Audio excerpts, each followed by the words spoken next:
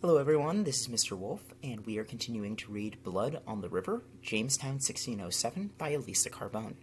We are on to chapter 13. As I understand by report, I am much charged with starving the colony. I did always give every man his allowance faithfully, both of corn, oil, aqua vitae, etc., as was by the council proportioned. Edward Maria Wingfield, A Discourse of Virginia.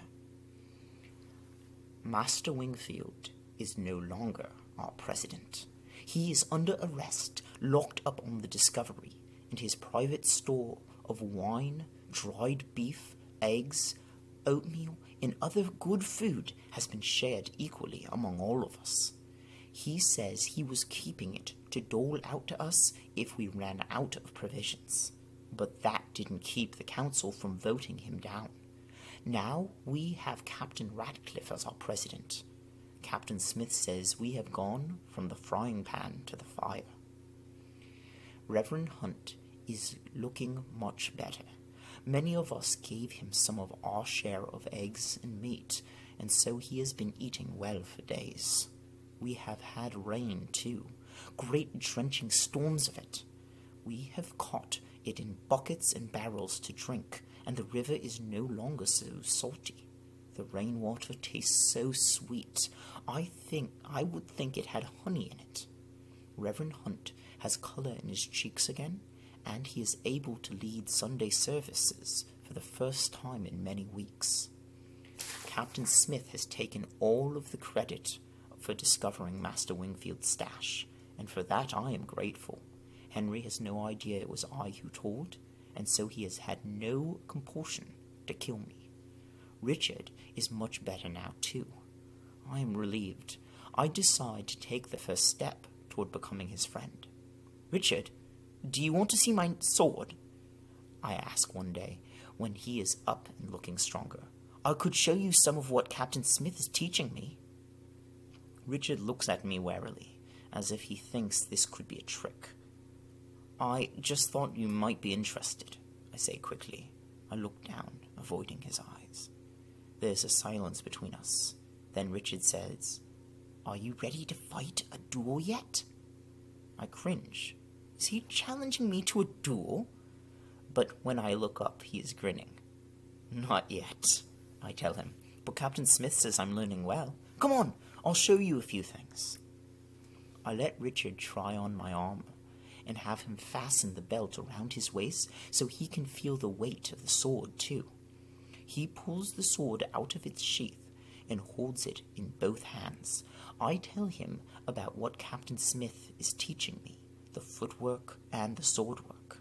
Suddenly, Richard closes his eyes, and a look of pure sadness comes across his face. "Richard, what is it? Are you going to faint?" I never should have had him try on heavy armor when he is barely well. He shakes his head. "James," he says, "if—" He stops himself to keep from crying. "I know," I say. "I've thought about it 100 times. If only James had had armor, he might still be alive." Richard nods, grateful that I have said what he was thinking. Then a thought strikes me. "Richard, you need armor. So many have died, there must be extra. Let's go talk to Captain Smith." Together we go to Captain Smith to ask. He takes a good look at Richard. He is a couple of inches shorter than I am, and somewhat wider. Captain Smith scratches his beard, thinking, "No one as slight as Master Clovel has died, but we will cut some armor down to fit you." The blacksmith is put to work to remake a chest plate. The first time Richard stands wearing his armor, he grins at me. I know I am on my way to making a friend. Captain Smith decides that now that some of us are well, every able-bodied man must be skilled at using a musket. He gathers the men who are new to weapons, the commoners and servants, to begin training. He shows us how to keep the slow match burning by blowing the ash off of it every few minutes, and how to use it to ignite the gunpowder. We learn each step prime the pan, charge the piece with powder, put in the musket ball, ram down the charge, cock the match. We use a big tree with a mark on it as a target. The first time I fire my musket, the kick nearly throws me onto the ground. I miss the tree completely, but so do most of the others. By the end of our training session, my ears are ringing, my arms are sore, and I smell like gunpowder. But I have hit the tree mark 3 times. Captain Smith says we will continue to train each week until the tree is full of musket shot. The extra rations from Master Wingfield do not last long, and soon we are back to the warmy grains. I wonder why the natives do not mount another raid if they really want us gone. There are hardly 50 of us left, and those that are left are half-starved and weak. Maybe they're just letting starvation finish us off, I think. Outside the fort is plenty of food. Fish, oysters, rabbits, berries. But there are also Indians hiding behind the trees. No one has the courage to venture any farther than is necessary to dig the graves of our dead. Then, one day, I hear the words I've been dreading. "Savages! Arm yourselves! We're under attack!" I hear the scraping of metal as guards load the cannons. This is it, I think. They've been watching, waiting, maybe even counting our burials. They know we have only few men left. They've come to wipe out our colony. Richard and I hurry to put on our armor and ready our muskets. Soon we hear shouts from outside the fort. But these are not the shrill battle cries I have expected any moment. They are calls of Wingapo. Richard and I run to the front gates of the fort. The gates have been thrown wide open, and natives, men, women, and children, are walking in. They look around curiously at our rotting tents and the big iron pot hanging over the cook fire. They carry baskets. When I see what is in the baskets, I gasp. They are filled with bread, corn, fish, meat, squash, and berries. The smell of the fresh bread makes me nearly faint with hunger. One of our soldiers tries to grab a chunk of meat right out of the basket, but the Indian man holding it puts up his hand abruptly to stop him. Captain Smith comes forward. He speaks in Algonquin with our visitors, and I listen closely, trying to understand what they are saying. They are here to trade. They will give us food from their recent harvest in exchange for our copper, hatchets, swords, and muskets. Captain Smith nods agreeably.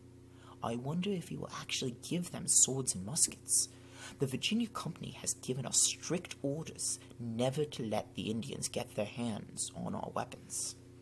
Captain Smith translates for our leaders. Our visitors say that within the Powhatan Empire, there are tribes who are our friends, and some who are our enemies. Our enemies are the tribes closest to us because they feel we are encroaching on their land. They are the Paspahegh, whose land we are on, and also the Wyandotte, the Appomattox, the Kiskayak, and the Keokahonic. Our friends are the Erohatek, the Pamunkey, the Matapone, and the Yautana. Those are our friends. Those our friends will intercede for us with our enemies. They will try to convince them that we pose no threat, that we are only using a small piece of land, and we are not making war with them. They also tell us we should cut down the tall grass near our fort, because that is where our enemies are hiding when they shoot at us. Captain Smith tells them we are thankful for their message and for their peacekeeping efforts. Then he invites them to come sit at our common eating area around our fire pit. We all watch hungrily as they negotiate the trading. Captain Smith drives a hard bargain. He will not give away a single bead cheaply. By the time the Indians leave, all the baskets of food have become ours. They leave with some colorful glass beads, mirrors, bells, needles, pins, several pieces of copper, and 3 hatchets. Captain Smith does not trade away a single sword or musket. And that is the end of chapter 13.